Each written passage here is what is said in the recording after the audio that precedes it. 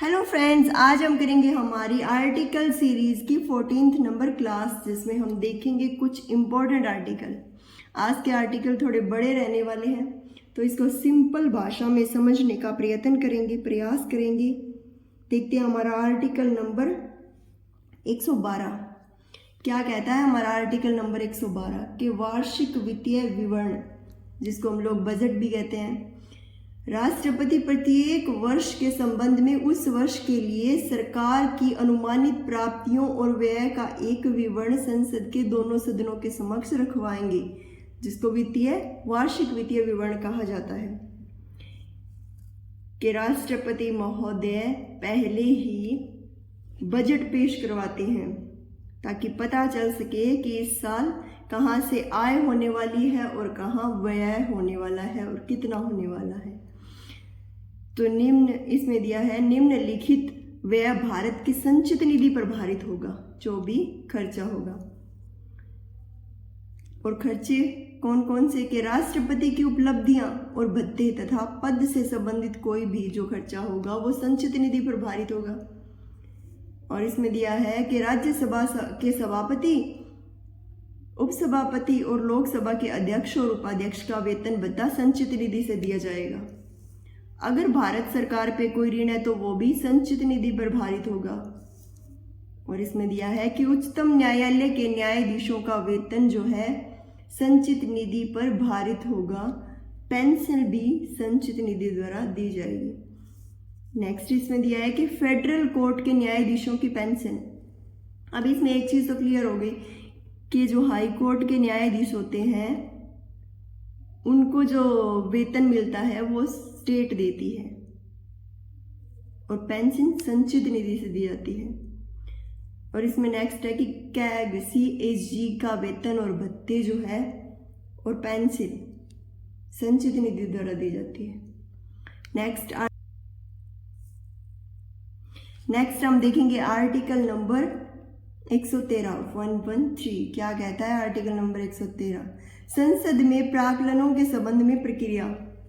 इसमें दिया है संसदीय अनुमानों को पारित करने का उल्लेख कि इसके अनुसार भारित व्यय पर विचार विमर्श हो सकता है लेकिन मतदान नहीं होता।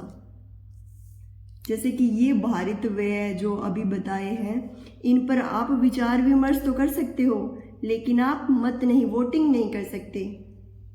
इसमें आगे इसमें दिया है कि अनुमानों का अधिकांश भाग जो है लोकसभा अनुदान की मांग है।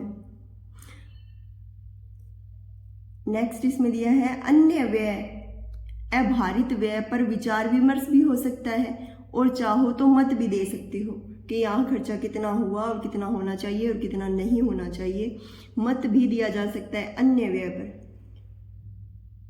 जैसे अभिभारित पर ये दिया है ना, अभिभारित और भारित तो ये वाले हैं और अभिभारित जैसे अलग खर्चे जो।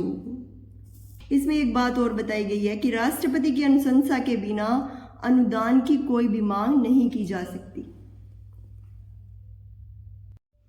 नेक्स्ट हम करेंगे आर्टिकल नंबर 114। इसमें दिया है विनियोग विधेयक कि लोकसभा द्वारा अनुच्छेद 113 के तहत अनुदान दिए जाने के बाद जितनी जल्दी हो सके भारत की संचित निधि से आवश्यक सभी धनराशि के विनियोग का प्रावधान करने के लिए विधेयक पेश किए जाएंगे।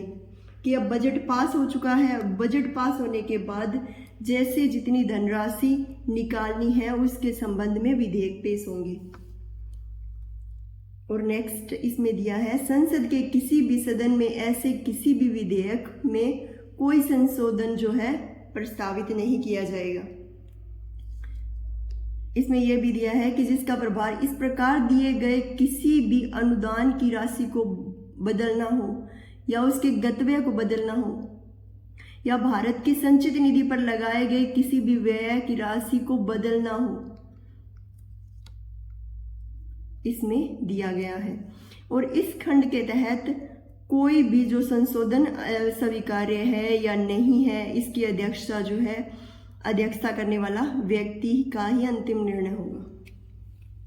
और नेक्स्ट इसमें यह बात भी लिखी गई है कि 115 आर्टिकल 115 और आर्टिकल 116 के प्रावधानों के अधीन इस अनुच्छेद के प्रावधानों के अनुसार पारित कानून द्वारा किए गए विनियोग के अलावा भारत की संचित निधि से कोई पैसा नहीं निकाला जाएगा। जो प्रावधान आर्टिकल 115 और 116 में किए गए हैं उनके अलावा कि भारत की संचित निधि से कोई पैसा नहीं निकाला जाएगा। नेक्स्ट देखेंगे हम आर्टिकल नंबर 115 यानी 115। इसमें दिया है अनुपूरक अतिरिक्त या अधिक अनुदान।